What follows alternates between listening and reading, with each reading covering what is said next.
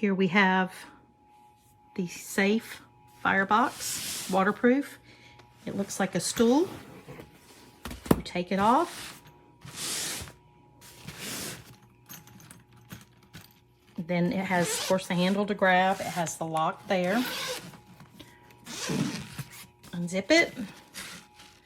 And you've got all of these things, even the If I Die book for my kids. But it's sturdy. I enjoy it.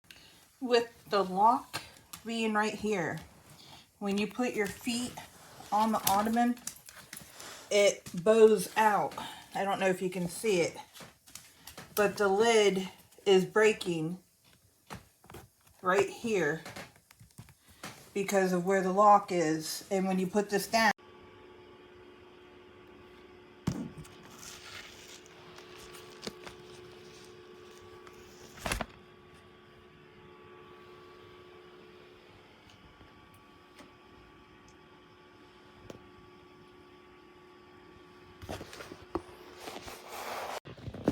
So it was a little hard to get these both into place to lock it up, but I managed to do it. You just can't be holding anything else.